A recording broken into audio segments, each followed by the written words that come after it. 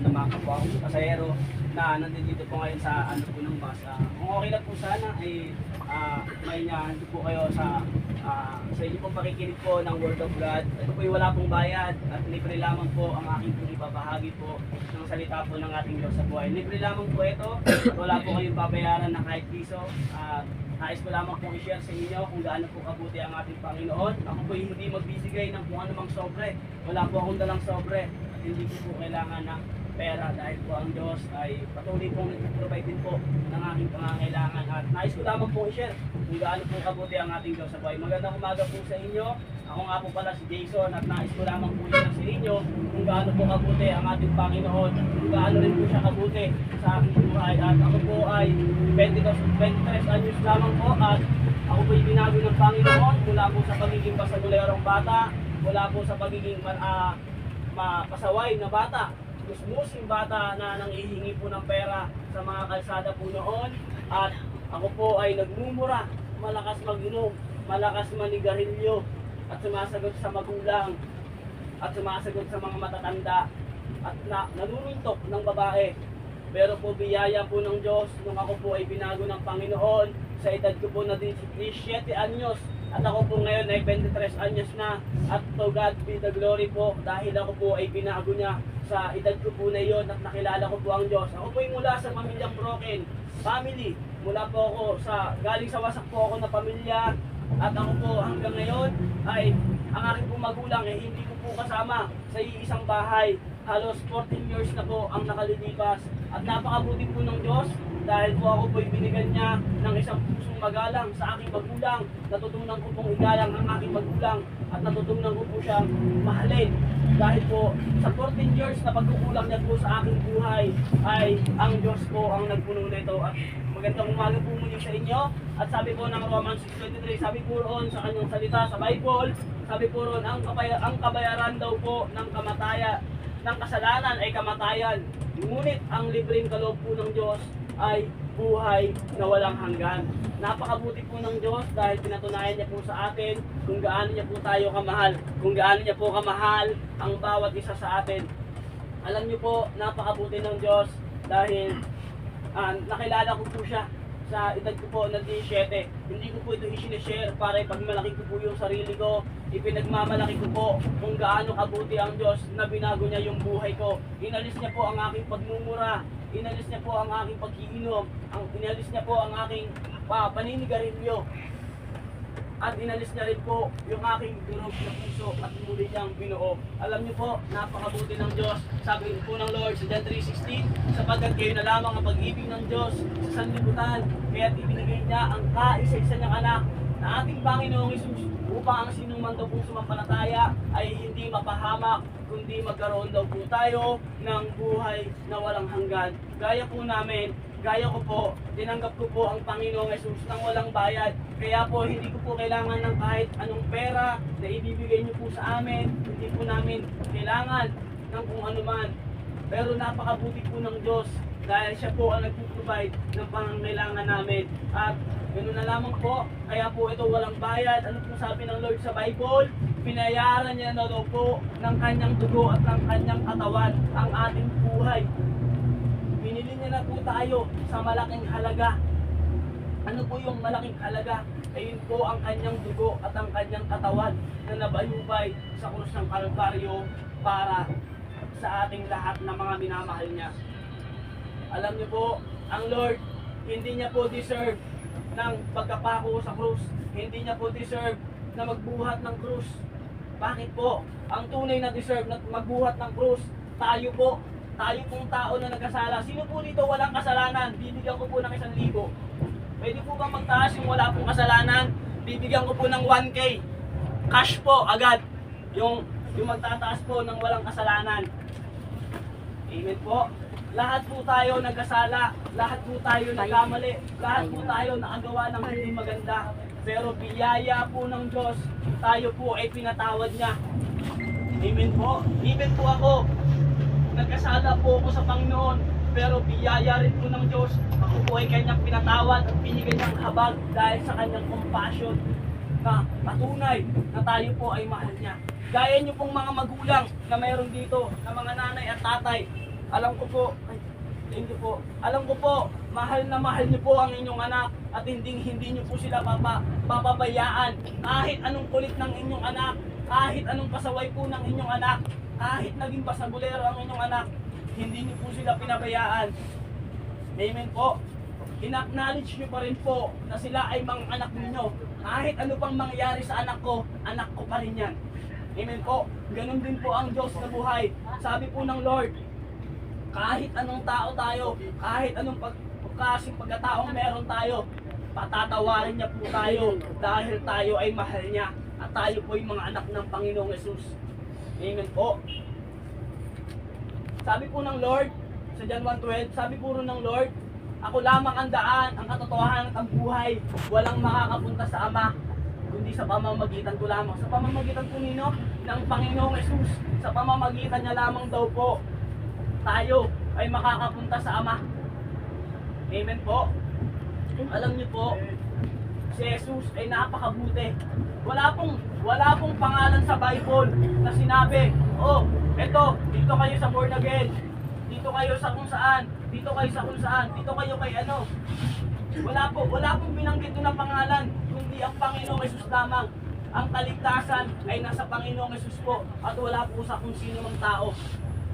Hindi po relihiyon ang makakaligtas sa atin. Ito po hindi patungkol sa ating relihiyon sapagkat iba-iba po tayo ng paniniwala at pananampalataya. At iba-iba rin po tayo ng relihiyon. Pero hindi po relihiyon ang ating pag-uusapan. Ito po ay patungkol sa relasyon natin sa ating pong Panginoong Yesus. Patungkol lamang po ito sa relasyon natin na kailangan po natin ng salvation. Ano pong sabi ng Lord? Siya lamang ang daan, ang katotohanan, ang buhay. Walang makakapunta sa Ama kundi sa pamamagitan niya lamang. At sinabi po ng Romans 10 verse 9, kung bibigkasin ang iyong labi at mananampalataya ka na si Jesus ay Diyos at namatay at muling nabuhay, ay maliligtas ka. Kailangan daw po nating manampalataya, kailangan daw po nating maniwala.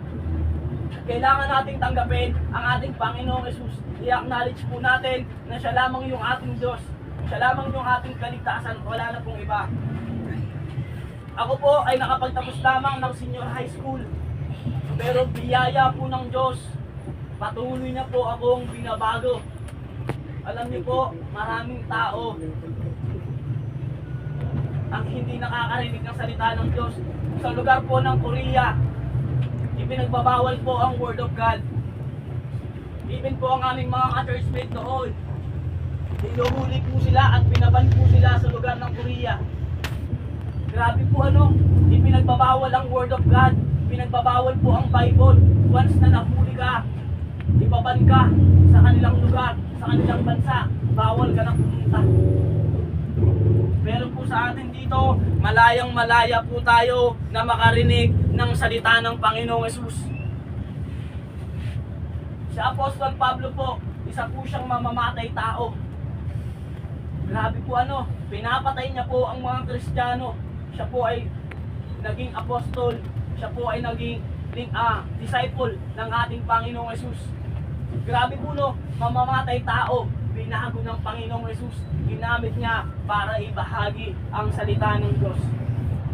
Amen po. Kaya po, kung okay lang po sa inyo, sa umaga po nito, pwede po ba kayong maanyayahan sa pagsabay po sa panalangin kung hindi pa man po kayo nakakatanggap sa Panginoong Yesus. Alam ko po, kilala natin ang Diyos na buhay, pero sabi ng Bible, kailangan natin siyang tanggapin sa pamamagitan ng ating labi at tayo maniwala at manampalataya na siya lamang ang Diyos.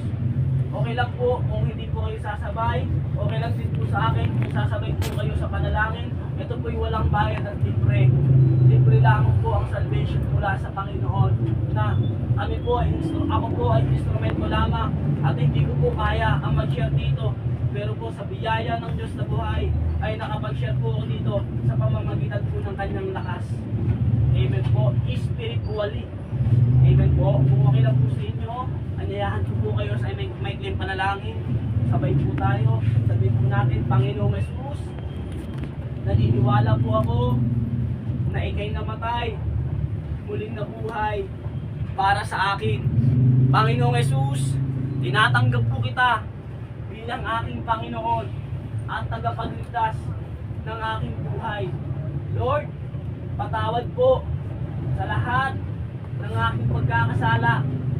At Panginoon, pinapatawad ko rin po yung mga tao na nagkasala sa akin. Lord, ina-acknowledge ko po na ika'y namatay, muling nabuhay para sa akin. At naniniwala po ako na walang ibang daan kundi ikaw lamang. Panginoong Jesus, isulat mo po ang aking pangalan sa aklat ng buhay sa langit, at huwag niyo po itong hayaang mabura hanggang sa muli niyong pagbabalik.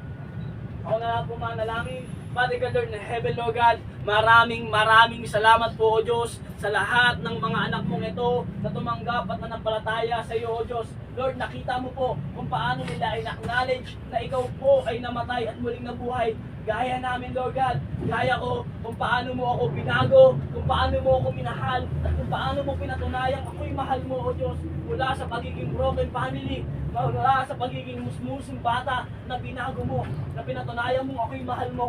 Lord, gayon din sa mga anak mong ito na sumabay sa panalangin, at sa lahat po ng nakarinig, at sa lahat din po ng bumaba na, O Diyos, sa bus na ito. Lord, naniniwala ako, ipatutunayan mo rin po sa kanila na sila po ay mahal na mahal mo, O Diyos. At hindi mo sila pababayaan gaya naming mga naglilingkod din sa iyo, O Diyos. Panginoon, hallelujah, Lord God, I pray and I declare sa lahat ng mga anak mo rito na nagtatrabaho, may negosyo, nag-aaral, Panginoon, I declare and I pray promotion, O Diyos, hallelujah. Gawin mo po silang ulot, hindi buntot sa lahat ng kanilang pangangailangan. Ipupromote mo po sila, tataas ang kanilang sahod, O Diyos, hallelujah. I pray, ipuprovide mo po lahat ng pangangailangan nila sa lahat, Lord God, ng uri o sa lahat ng sitwasyon ng kanilang buhay.